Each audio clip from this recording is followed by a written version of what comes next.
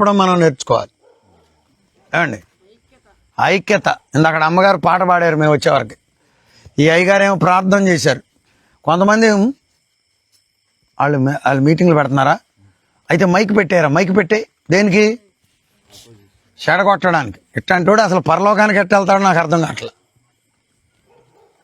దేవుని పని పాడు చేసేవాడు పరలోకానికి ఎట్టబోతాడు?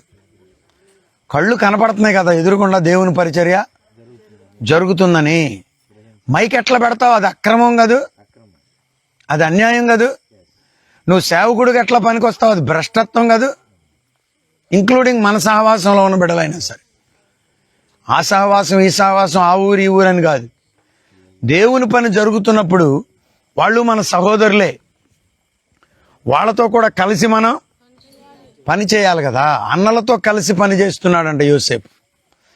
ఇక్కడేమో ఎవరు? యాకోబు తన మామయ్య అయిన లాబాను మంద వచ్చేసరికి నీళ్లు.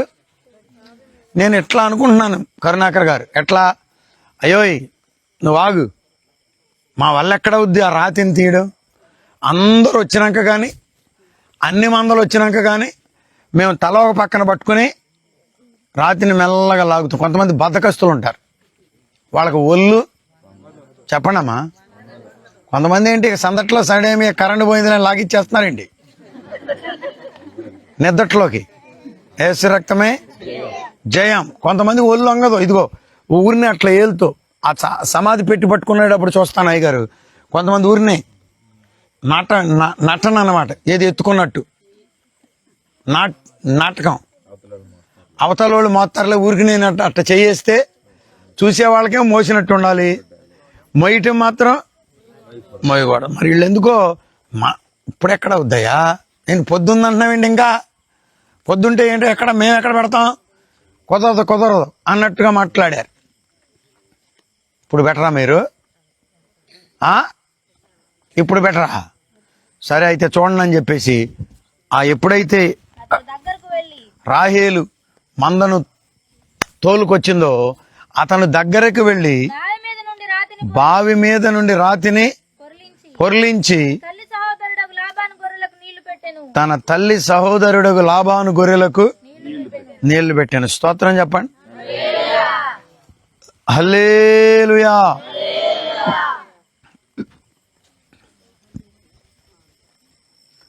అంటే మీ ముఖాలు నాకు కనపడట్లేదు ఇప్పుడు, నా ముఖం మీకు కనపడుతుంది అనుకుంటున్నా.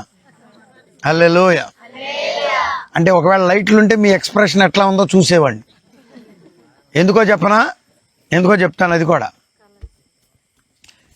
ఈ రకంగా వెళ్ళి దాన్ని ఏమంటారు, రాతిని పొర్లించి లోపల దాకా వెళ్ళి నీళ్లు చేదుకొని వచ్చి పోస్తుంటే ఏమనుకుని ఉంటుంది? ఏమి అనుకొని ఉంటుంది? ఎవరు? రాహేలు ఏమనుకుని ఉంటుంది? అయ్యో అయ్యో అయ్యో, ఎవరి పిల్లడు, ఎవరి మనిషి నాకు సహాయం చేస్తున్నాడేంటి అనుకుని ఉంటుందంటారా? తప్పనిసరిగా అనుకుని ఉంటుంది. హల్లెలూయా.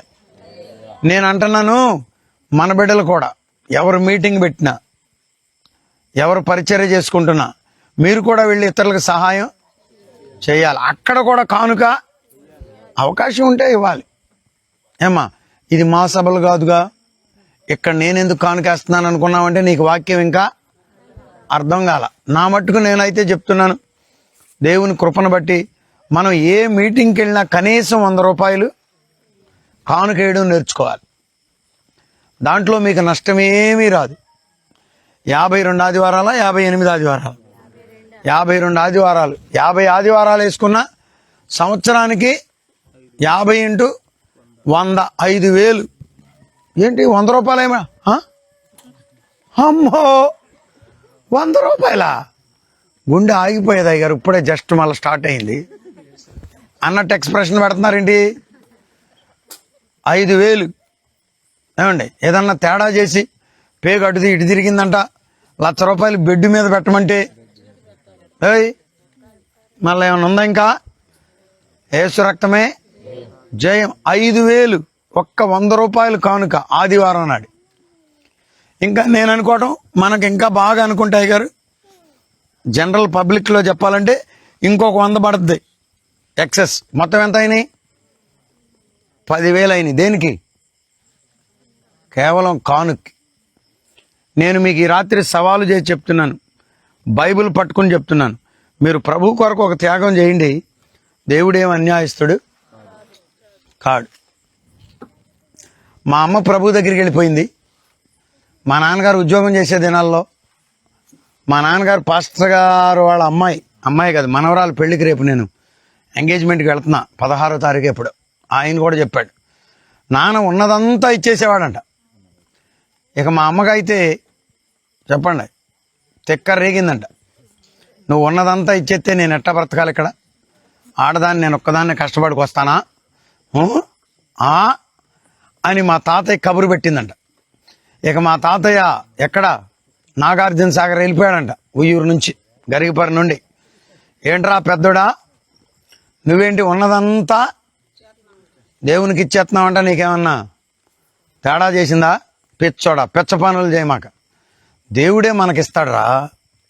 నువ్వేంటి దేవునికి ఇస్తున్నావంట, ఇలాంటి పిచ్చ పనులు మానేయి అని వార్నింగ్ ఇచ్చి ఇంటికి సీరియస్గా వచ్చేసాడంట.